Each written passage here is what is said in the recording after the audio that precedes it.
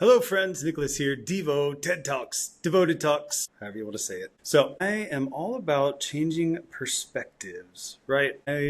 Even though it's more work to get the setup moved over and whatnot, I like to just do it from different angles and do it from different places. Now, for those of you, when you actually walk into the studio and or aren't just listening to my voice, you'd be surprised because I'm set up in the middle of the room, but it offers this awesome backdrop that is real. It's not a picture.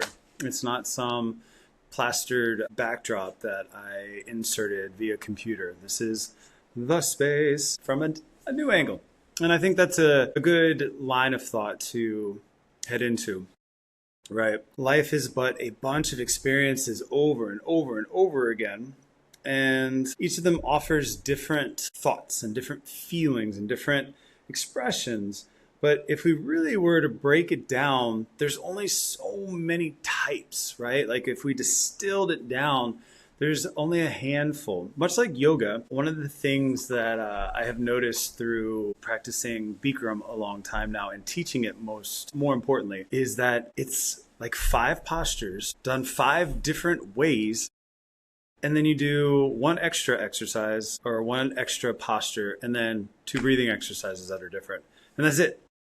But it feels like you're doing a whole bunch of stuff. And I think life is the same way. It's just different orientations of the same principal experiences, right? So I'm in the center of the room right now and I have a new backdrop that's normally me set up over here with it directly behind me. But it's still me recording and it's still the same room. It's just a different angle of the room. And the same thing with these yoga postures, specifically in Bikram, where it's just different parts of you anchored, seated, or in asana with the ground. And maybe it's your feet, maybe it's your shins, maybe it's your glutes, it just depends. And so if we were able to take a step back potentially and look at life from that lens, what 5 things are you continually doing but in different angles with different pieces of you touching different aspects of your psyche, right? Like there's relationships. Relationship is a part of life. And so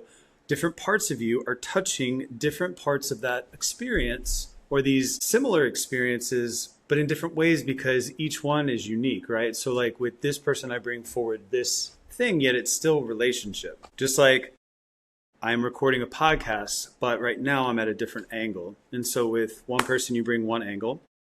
And then, for other aspects of life, right? Like contemplation, what are you thinking about regularly? I don't know. I'm just trying to put that out there. I don't know what the 5 distillable things in life are, right? I think it's people, places, things, and emotions. But if you can keep it at that more meta level, that greater all-encompassing level, if life is just a bunch of the same kaleidoscopically coming together, all these different combinations don't have to be some good and some bad and some right and some wrong. It could all just be experience. It could all just be life. I try to step back as much as I can when I come up against hard things. I had an email yesterday that just, I had been fine and I had thought about this situation, but I hadn't heard anything about it since July. And I got information on it and I was like, that son of a gun. And it just really broke my heart because it showed me at the end of the day, a lot of these things that we have out there are just show.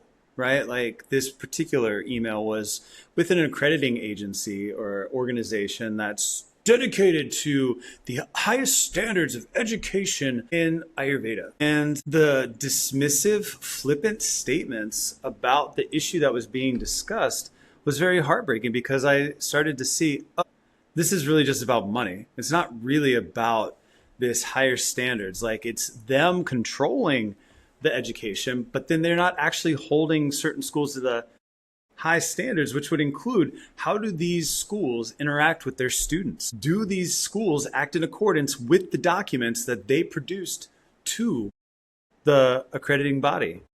Anyway, it's a long story and it is very emotional for me, if you can't tell. I have come to peace with a lot of it, but that came at me the wrong way. And, it was just an email and it was just people being people. But the meta aspect of it is I'm having to confront from all these different angles my idealism that institutions are there for the betterment either of mankind, the betterment of a discipline, or the betterment of people. And I'm starting to see that, in some cases and probably some people, the answer is yes, they are. However, I have enough evidence to suggest otherwise. And so, as somebody who thought they were going to be an academic for most of their life, it's really disheartening to continually see these potentially, not potentially, but these structurally have the ability to bring so much good into the world and be consistent and be, beacons of standards. And then they aren't. And then they don't. And then it all gets filtered around money or bending the rules because they're your friend and whatnot. I understand doing stuff for people you care for and that you like, but that doesn't mean others should be on the lacking end. It's not a zero-sum game, right? If we're here for the betterment of the world, if we do good for one, we do good for all. So, thankfully, I have had some time since the initial situation that left me just livid. But I do have legal representation that is very much in my corner and, on the same page about what is being said there. I mean, when I say the person was dismissive, they were very dismissive. Have you read the handbook? And I wanted to pull out my handbook that I had highlighted when we wrote this last year to say, yeah, we reviewed it and it makes sense that we would file this complaint with you. And for you to just be like, this is not what we really do. Well, what do you do, right? So what does this mean for us? First of all, from a yogic perspective and an Ayurvedic perspective, I have to release the energy of the emotions that are packed into that. I have released a lot over the years, and distance and time has allowed me to release more. Second of all, the judgment that I hold is truly just judgment of the situation. But truly, if I can grow from this situation, what judgment is there to be had other than I want the situation to be fixed? Now, if I'm so attached to it that my well-being is completely intertwined with whether this is remedied or not, then that's not very yogic and not very Ayurvedic. But if I stand up for what's right because I want to and because I believe in it and I think it's a good thing, and as long as I can accept that maybe it's not going to work out, then that's okay. And that's totally within the bounds of yoga and Ayurveda. Now, the final one is being able to look at it and see what is playing out here from me angularly interacting with this type of life experience. And I don't know yet. I started talking about it because a lot of times I can process while I'm here and recording. And I don't know yet. And that's, I think, a good place for me to be when communicating here so that y'all know that there isn't necessarily always an answer, or sometimes it takes more information. More will be revealed is really what I'm going to lean into here. This isn't to badmouth people, right? Humans are humans. And I know that there's been times when I was in a job or in a role and I couldn't do anymore. I didn't have anything else to give, or I spoke out of turn or in a way. And so I have compassion for that. But that doesn't mean I have to give up. And that doesn't mean I have to back down. In fact, what I'm working through is I want to send a strongly worded email and address that situation and bring receipts. However, would I just be wasting more time just to get the same response, just to alienate them more, or even impact my future in this world or that particular world specifically?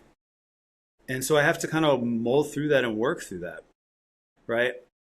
Old me, and not even old me, right? Versions of myself do feel inclined to just reactively throw it at them and be like, take that, right? And maybe that is the right thing, right? If that helps me cathartically move through my stuff and I am available to accept the consequences, then that's okay. So coming back to you, the listener, are you okay with the consequences of the decisions you make. If you often find yourself feeling bad or not liking the way things turned out, then maybe you should spend more time thinking on the front end or putting some space between you and the experience. And then you, the listener. Is there some story? Is there some experience? Is there some repeat lesson going on here that life keeps offering you up in different angles so that you can either choose differently or consume it in a way that it is digested and integrated? But that's only something you can answer. So on our quest to be well and be free, I just wish you peace as you explore these things, and just try in the next couple of days to notice how a lot of the things are really just the same thing with different masks and different pieces showing, right? Like I said, this room, if you walked in here, you'd be like, oh, it looks very different than what I would think from the videos. And it's true, right? And maybe those of you who are listening, maybe it sounds different, but when you get here, it just has its own presence. But just depends on what angle you're looking at it from. All right, again, be well, be free.